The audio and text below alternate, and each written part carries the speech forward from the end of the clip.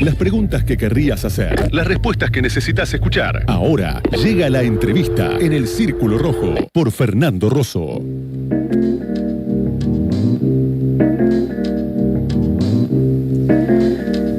El terremoto político que significó el año pasado el triunfo de Javier Milei obviamente provocó un sinfín de discusiones. Todavía estamos analizando qué significa y todavía seguramente lo vamos a seguir pensando.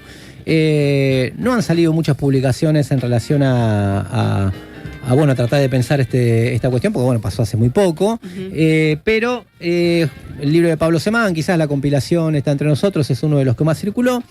Pero Fondo de Cultura Económica acaba de publicar ¿Por qué ganó Milei? Disputas por la hegemonía y la ideología en la Argentina, de Javier Balsa, que es magíster en Ciencias Sociales por la Facultad Latinoamericana de Ciencias Sociales, Flaxo, y doctor en Historia por la Universidad Nacional de La Plata. Es investigador principal del CONICET y tiene varios trabajos o varios libros, entre los que se cuenta La crisis de 1930 en el agro pampeano, de 1994, El desvanecimiento del mundo chacarero, especializado en el tema del campo, el hombre, Discurso y política y acumulación en el kirchnerismo, una compilación del año 2013, entre otros.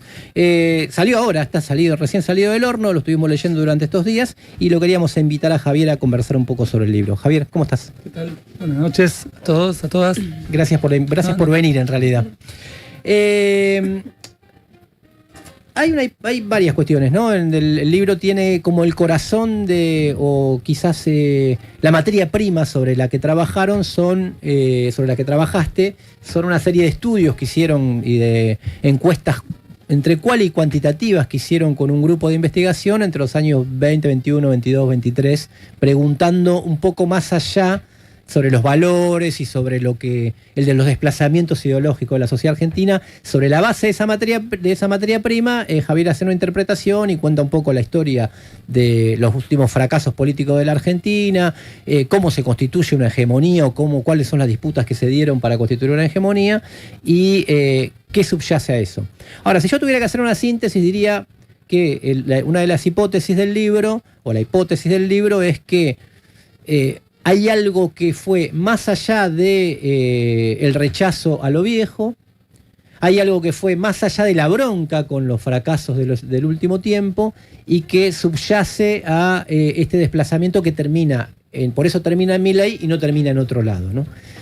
Si podríamos sintetizar o para empezar a conversar, ¿qué es eso que hay más allá de estas cuestiones que son reales, bronca, fracasos, pero que sin embargo hay algo más?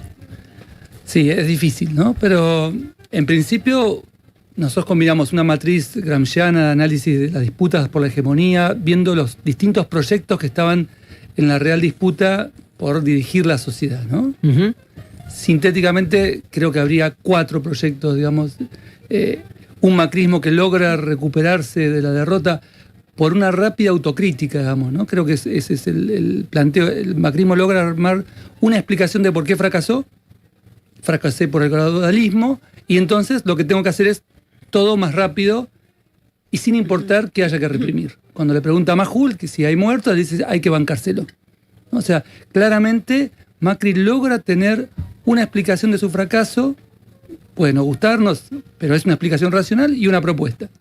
Milei, que es eso mismo 2 o 3 grados más arriba, ¿no? O sea, una propuesta más claramente sintonizada con los proyectos. Yo creo que de algún modo es la representación política, con todas sus comillas que podemos ponerle, de esta altísima burguesía con un proyecto, digamos, de desaparición del Estado prácticamente, ¿no? Elon Musk, ¿no? Estos proyectos de financiar viajes a Marte, puede financiar este tipo de experimentos también, porque le dan, digamos, como un sustento político a un proyecto económico que le cuesta. La propuesta, digamos, hegemónica de un neoliberalismo con algunos grados de consenso, Rodríguez Larreta, uh-huh. Que podemos ver que lo que se ve al ser el análisis ideológico es que no hay sustento electoral para una propuesta neoliberal que no sea autoritaria. Después si quieren lo charlamos más, digamos, pero hacemos un análisis de escalas y autoritarios, neoliberales, no autoritarios, son pocos. 11%, lo que sacó.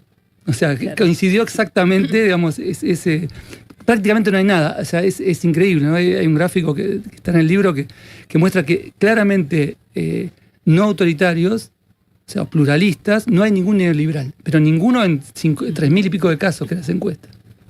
Cuál es rarísimo, siempre hay algún caso, ¿no? O sea, el que sería el liberal clásico, que es liberal en lo político y ortodoxo en lo económico, claro. Ortodoxo en lo económico, no hay ninguno en la Argentina. Por eso todos tienden más al autoritarismo. Hacia posturas autoritarias, conservadoras, no hay. O sea, y uno puede ver la deriva de esos dirigentes que trataron de ocupar ese lugar. Daniel Lipovetsky, no sé si se acuerdan, que iba siempre a C5N. Bueno, desapareció. Desapareció, digamos, de hecho, incluso en la última interna trató de jugar al lado de Bullrich, ¿no? Digamos, pero ese es otro tema. Y por último, el proyecto, digamos, poco claro de Unión por la Patria, que no terminaba de definirse si iba a ser un revival del kirchnerismo o una especie de Alberto Fernández con más poder, vitaminizado, digamos, claro. ¿No? Y quedó como a mitad de camino de esas cosas. Cuando se lo vitaminizó, logró aumentar 10% su caudal electoral, ¿no? O sea, quiero decir... Entre pasos y generales. Entre pasos y generales, incluso Massa sube del 21 al 37, quedó a 3 puntos de ganar en primera vuelta. Pero bueno, entre esos 4 proyectos, nosotros analizamos, hicimos 15 encuestas en estos años, encuestas largas, son encuestas de 50, 60, 80 preguntas que nos permiten, digamos, ver y a la vez una complejidad, ¿no? Muchas, no es que son solo cualitativas tipo focus group, sino encuestas largas y de mucha gente. O sea, sí, normalmente mucho muestreo. Normalmente tenemos unos 5.000 casos. Nosotros tenemos un sistema en Quilmes que se llama SocPoll, desde el cual hacemos publicidad en Instagram y Facebook. Sorteamos una notebook, con lo cual conseguimos que respondan las encuestas. Nunca me enteré yo, porque si no... te llega el aviso por Facebook e Instagram, y eso nos permite tener un público no solo de gente que habitualmente responde encuestas, sino de gente muy interesado, politizado. Gente que va por la notebook. ¿No? Yo lo llamo, terminamos llamándolos y diciendo, era de verdad, no sé qué. Sí, porque se sortea por la lotería de la provincia. O sea, hay toda una... Y los números nos dieron siempre exactos, digamos. Lamentablemente lo teníamos a Milei arriba en las PASO ya antes de la elección, con 30%. 28 de octubre ya estaba Milei 54-46 ganándole a Massa. Como a nosotros no nos interesa, digamos, acertar el resultado, sino hacer el análisis, no es que dimos la publicidad de estos números, pero bueno. La única encuestadora que hace. El que tendría que haberlo llamado es Larreta, seguro, para ahorrarse unos pesos, ¿no? Claro, sí, fue impresionante. Pero lo de Larreta era sistemático. Nosotros ya en abril de 2022 teníamos, un 30% que decía que quería que gane alguien nuevo, un 10% que decía que ganara cualquiera, y entre los que teníamos como candidatos ganaba ya Milei en abril de 2022. Estaba muy instalado, muy fuerte frente a esta crisis. En relación a lo que planteaba Fernando, nosotros vemos que si bien hubo una ola progresista que pareció hegemonizar un poco la opinión pública de la mano del feminismo, de la mano del lenguaje, de un lenguaje políticamente correcto, etcétera, la derecha, es un fenómeno mundial, fue construyendo, primero de un modo más silencioso, después con comunicadores en la opinión pública, redes, un discurso antiprogresista, un discurso neoconservador muy fuerte, como 60% de la gente dice que está en contra del lenguaje políticamente correcto, 40% de las mujeres que son antifeministas. O sea, entonces ahí hubo no es que ganó la disputa. Si uno mira, nosotros hacemos escalas, ¿no? O sea, le damos puntaje a las preguntas y tratamos de tener una visión un poco más ajustada que una sola pregunta, porque a veces una pregunta, la gente responde un modo, hacemos escalas con 10, 12 preguntas, y la escala de conservadurismo o progresismo, o progresismo versus conservadurismo, nos da una forma, lo que se llama una curva normal, una campana. O sea, no hay mucha gente muy progresista, ni hay mucha gente muy conservadora. Pero esto, ¿cómo jugó en la elección? No hubo un núcleo progresista fuerte que se sintiera interpelado por el discurso del miedo que se intentó instalar al final de la campaña. Vienen por tus derechos, etc. vienen por tus derechos, o vienen, digamos, viene un gobierno muy dictatorial, viene un gobierno que... ese discurso no caló, porque no había una masa de gente con un discurso claramente defensora de estas posiciones. Te hago una pregunta conectado con esto, porque hay un elemento que ustedes toman que me pareció súper interesante, muy, muy ligado a esto, que es la idea de la orfandad identitaria, que ustedes me parece que hacen algo que a mí por lo menos me pareció muy interesante, que es ir más allá de lo sociológico, esto de la franja etaria, y pues varones, jóvenes, problemas de redes sociales y juntar todo, sino que agarraron esta idea de que Milei de alguna forma pudo canalizar o darle algo, o sea, responder, un poco conectado con esto también de las nuevas derechas, a esa orfandad identitaria. ¿Cómo funciona eso? ¿Cómo funcionó? En principio hay el discurso, digamos, progresista, tendió a ser un discurso cada vez más focalizado en distintas minorías que tenían derechos. Es un discurso obviamente súper válido y claramente le asiste la razón. Sin embargo, deja en cierta orfandad a aquellos que, bueno, son hombres, blancos, heterosexuales, digamos, como que no llenan la posición de la minoría. En general, las políticas cada vez fueron políticas más focalizadas en muchos casos. Y entonces muchas veces la centroizquierda, y es un fenómeno mundial, se ha analizado bastante en Francia y demás, bueno, queda como si era un discurso para estas mayorías. En el caso de Brasil fue muy, muy fuerte cómo Bolsonaro logró captar esos sectores que sentían que no eran atendidos por las políticas del PT, porque no eran ni negros, ni mujeres, ni homosexuales. Y bueno, esa orfandad identitaria jugó, y jugó sobre todo con los jóvenes.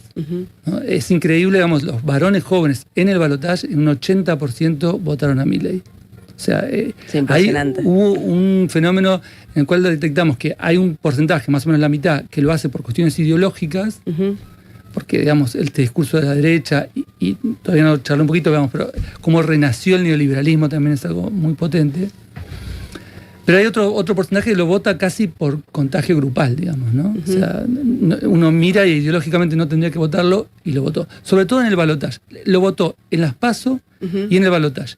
En las elecciones generales, que hubo más debate, más discusión, ahí Milei pierde un montón de voto bronca. Él pierde más o menos un 8% de sus votos, los pierde de las PASO a la primera vuelta. Coincide con el momento en el que se vuelve más incendiaria. Estábamos en plena crisis financiera y como que dijo, bueno, que se vaya toda la mierda, y como que tampoco gustó mucho eso, ¿no? Igual él se fue para atrás. No, yo creo que la clave de esto, después vuelvo con esto, la clave de esta cuestión de la pérdida de votos, porque él queda en el 29,9%, saca lo mismo en PASO que en primera vuelta. Es cierto, hubo más votos, etcétera, pero es un fenómeno muy extraño porque era el ganador, era el que se llevaba los votos, era el que se comía y que iba a ganar en primera vuelta. Claro. Nosotros hacemos un análisis de los votos en las PASO y vemos que él tiene 3 grupos. Se hace un análisis de clúster, que se agrupan los casos.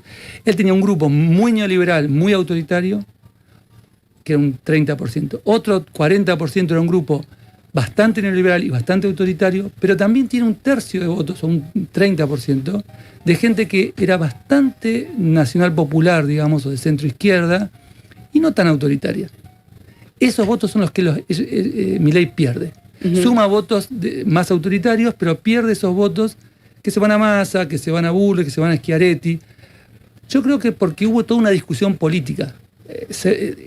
Por ejemplo, Massa gana muchos votos juveniles de las PASO a las generales. Uno vio, era sorprendente la elección de las PASO, que no había clima de debate político en la universidad, en las calles, etc. Fue una elección muy fría la de las PASO. En la medida que se debatió de política, la gente dijo, bueno, mi voto bronca no lo voy a canalizar acá con este tipo que no tiene nada que ver conmigo. Y él pierde ese voto. Pero bueno, claro, luego la jugada de Macri, muy hábil, digamos, consigue que rápidamente el 80% de los que habían votado a Bullrich vayan rápidamente esa misma semana ante también la defección de el resto de la dirigencia de Juntos por el Cambio que no toma posición, digamos, ¿no? Eso fue extrañísimo.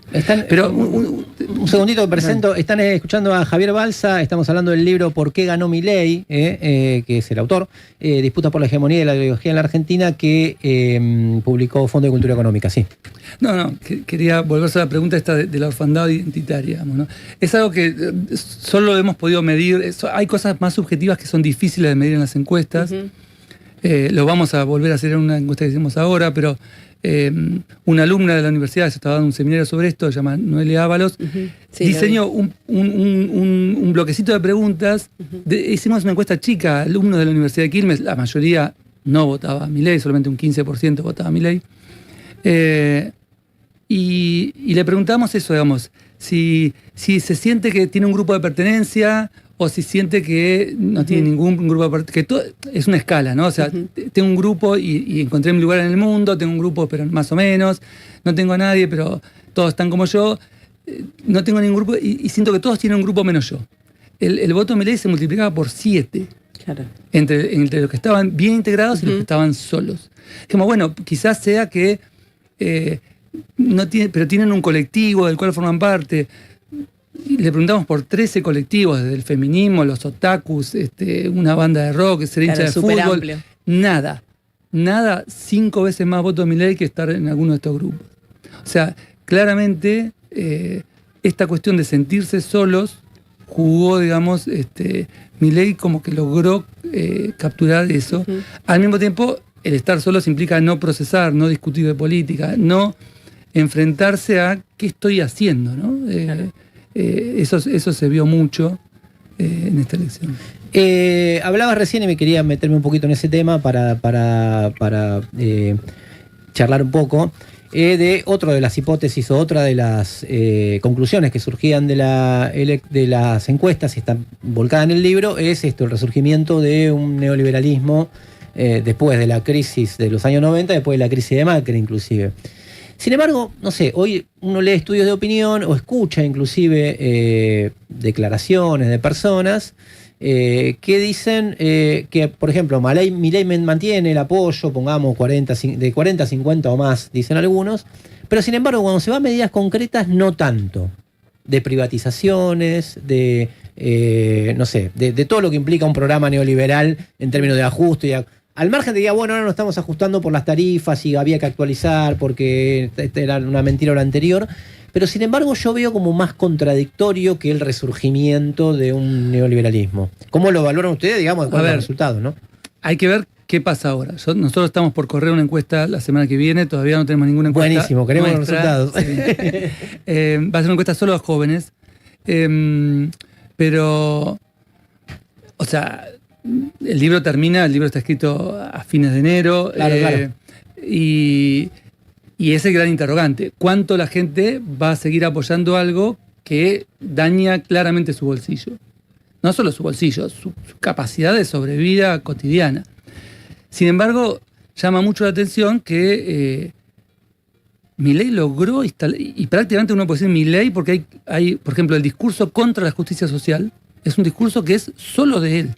Nadie se había tirado contra la justicia social. Emblema del catolicismo de hace 120 años construyendo la justicia social como forma de equilibrio. Claro. Está en el justicialismo, se llama justicialismo. La Unión Cívica Radical lo recupera, lo ponen en la Constitución. O sea, es un elemento muy fuerte. Álvaro de Sacaray jamás se tiró contra la justicia social.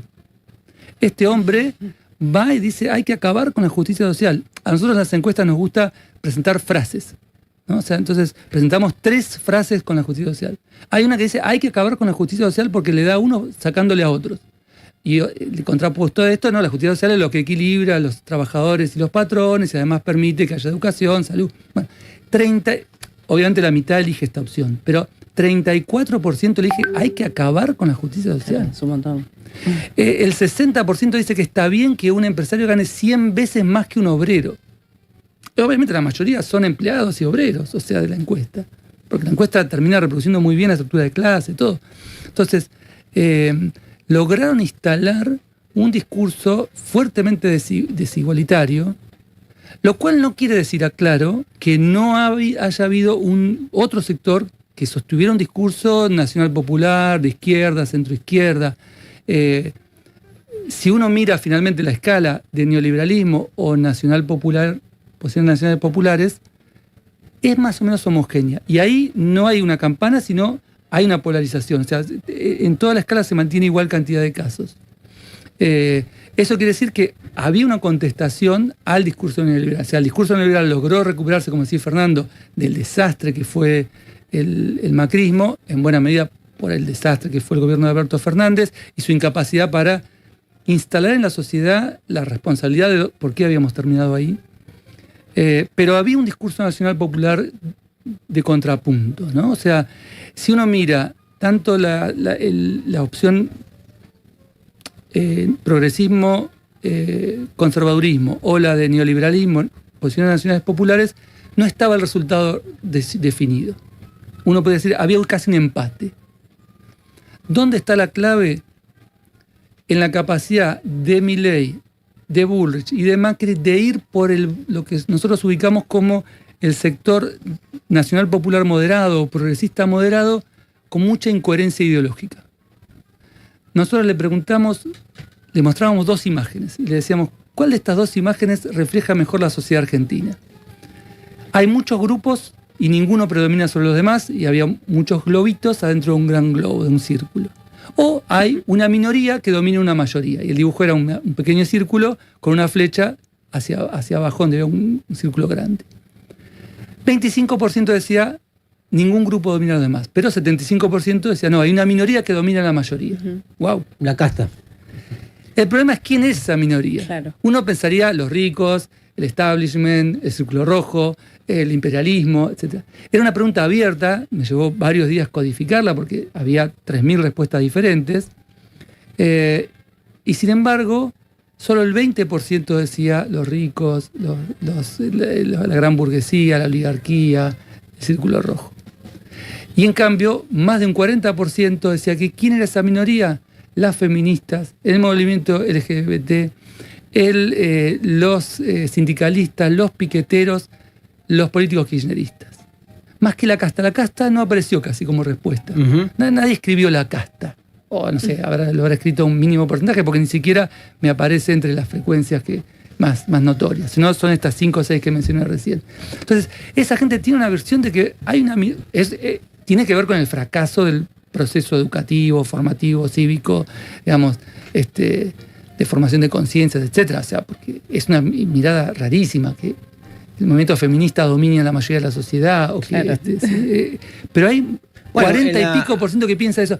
E incluso un cuarto de los que son moderadamente nacionales populares piensan así. Entonces eso le permitió a Milei, Bullrich, Macri morder un pedazo y arrinconar al votante de masa en la gente que era mucho más consecuentemente nacional popular y progresista. O sea, no logró disputar ese centro, digamos, ¿no? Y su propuesta de unidad nacional, eso se correlaciona también con lo que pasó a nivel de dirigencia. Su propuesta de unidad nacional no tuvo un dirigente siquiera, salvo algunos socialistas santafesinos del Partido Socialista, que dijeron sí, lo apoyamos, pero no tuvo a nadie. Bueno, también entra que si sos el ministro de Economía de una economía que estaba haciendo retroceder el salario real y aumentando la pobreza y atado al Fondo Monetario y tenés esos resultados, es medio difícil que disputes algunas franjas, ¿no?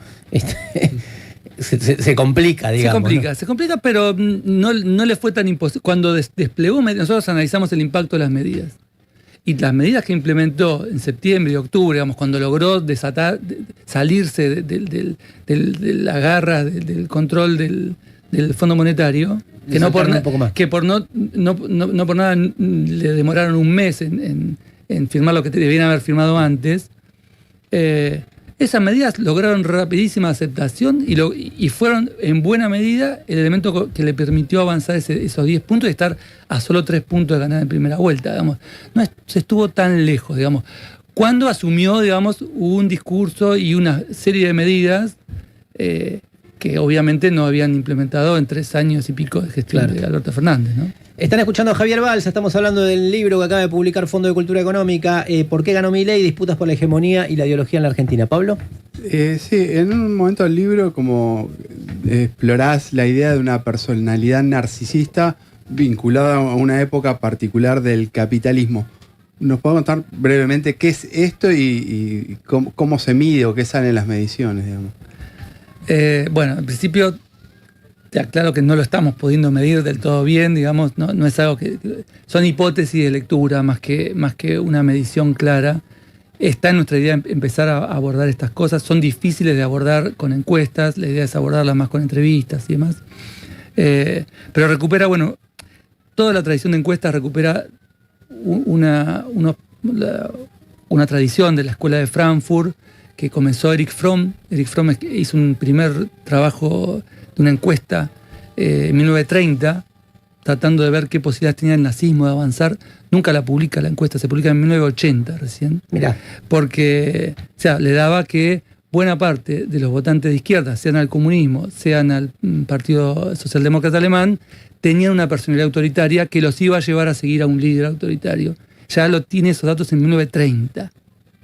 Él la termina de procesar en Estados Unidos, etc. Las bases sociales estamos hablando, de los que antes adherían al... Mirá. Los que estaban votando en 1930 al Partido Comunista y al Partido Socialista, él analiza con una serie de preguntas sobre qué le piensa si las mujeres se maquillan, qué cuadros tiene en su casa. O sea, montones de preguntas, libros interesantísimos, está en castellano, publicado por Fondo de Cultura también y la Universidad de San Martín. Se llama Obreros y empleados en el Tercer Reich. Entonces, es también una encuesta larguísima, con 200 y pico de preguntas. Y luego, Adorno, estando ya en Estados Unidos, el otro, digamos, líder de la Escuela de Frankfurt, el Consejo Judío Norteamericano le encarga una encuesta para ver qué posibilidades hay de que el fascismo avance en Estados Unidos. Y en 1944 o 46 hacen una serie de encuestas y entrevistas y ven, de lo cual sale un libro que se llama La personalidad autoritaria, que justamente analiza, bueno, estas chances, y hay partes que parecen estar describiendo la realidad actual. Fromm piensa que hay distintos tipos de caracteres sociales, que el tipo de sociedad promueve un tipo de carácter social distinto.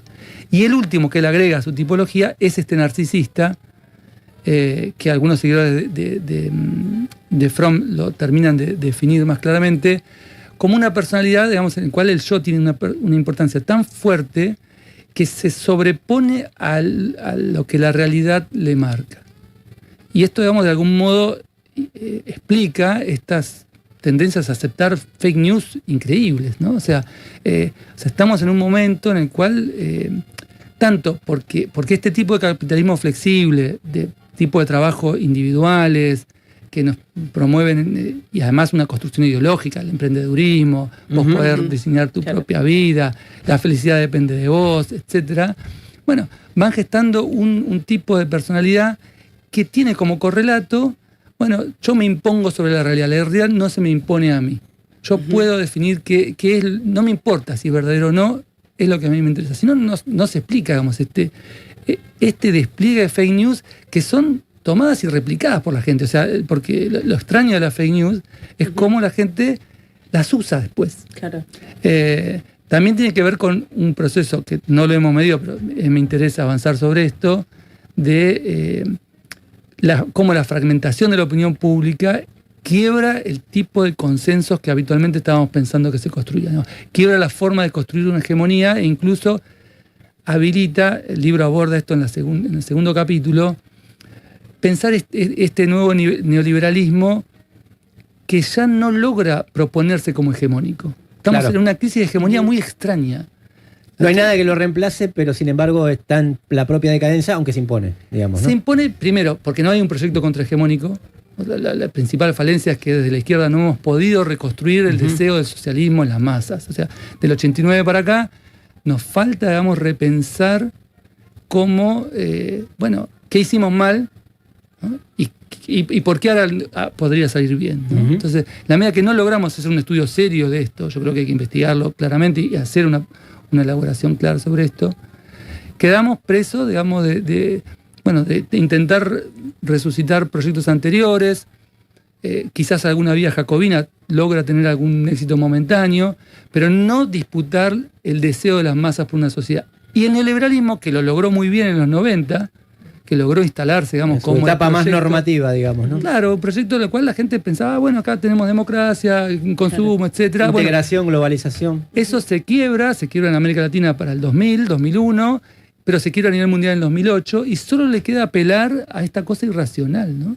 Y a que no se construya, porque la opinión pública implica, de Kant, pasando por Habermas y terminando en Gramsci, leyendo a Gramsci si quiere, implica un lugar de debate racional, ¿no? O sea, donde se discuten proyectos y la gente elige, o sea, tiene la misma información de cómo es la realidad y elige cuál es el proyecto que lo ve más potable. Ahora, no tenemos eso, ya cada uno vive adentro, como digo yo, de su frasco de mayonesa, y cada uno lee la realidad de modos muy individuales, y no hay una discusión clara sobre qué proyecto de sociedad queremos. Para lo cual, además, tendrían que renacer con fuerza los partidos políticos. O sea, hay dos falencias ahí graves. Opinión pública fragmentada, casi inexistente, y partidos políticos que no debaten proyectos y programas, ¿no?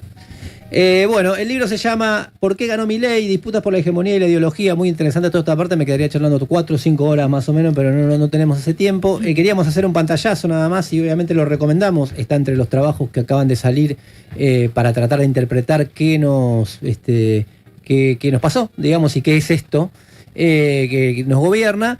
Y bueno, y pensar las perspectivas y ansiosos por los nuevos trabajos que hagan para ver qué está pasando ahora cuando el animal se puso a caminar, digamos, ¿no? Y el artefacto se puso a funcionar. Escuchaban a Javier Balsa, que es autor del libro, que es magíster en Ciencias Sociales por la Facultad Latinoamericana de Ciencias Sociales, doctor en Historia por la Universidad Nacional de La Plata y es investigador principal del CONICET. Javier, gracias por esta visita. Muchísimas gracias a ustedes por la invitación. Seguimos hasta las 12.